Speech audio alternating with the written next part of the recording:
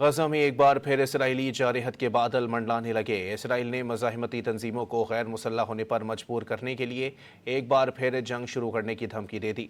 Israel की जानिब से जारहत का सिलसिला अगरचा ताहाल मुकम्मल तौर पर बंद नहीं हुआ। गजा में हमास के ज़ेर इंतज़ाम इलाकों में इसराइली बमबारी का सिलसिला जारी है। अब सहूनी हुकाम ने मुस्तकिल तौर पर जंग दोबारा शुरू करने की धमकी दे दी है, जिससे जंगबंदी मुआहदा मुकम्मल तौर पर मफलूज होने के खदशात पैदा हो गए हैं। उधर फ़लस्तीनी तंजीमों ने इंसानी इमदाद हथियार डालने से मशरूत करने का अमरीकी इक़दाम मुस्तरद कर दिया है। तंजीमों ने सियासी हल का मुतालबा कर दिया। गजा में एक बार फिर इसराइली जारहत के बादल मंडलाने लगे। इसराइल ने मज़ाहमती तंजीमों को गैर मुसल्लह होने पर मजबूर करने के लिए एक बार फिर जंग शुरू करने की धमकी दे दी। इसराइल की जानिब से जारहत का सिलसिला अगरचा ताहाल मुकम्मल तौर पर बंद नहीं हुआ। गजा में हमास के ज़ेर इंतज़ाम इलाकों में इसराइली बमबारी का सिलसिला जारी है। अब सहूनी हुकाम ने मुस्तकिल तौर पर जंग दोबारा शुरू करने की धमकी दे दी है, जिससे जंगबंदी मुआहदा मुकम्मल तौर पर मफलूज होने के खदशात पैदा हो गए हैं।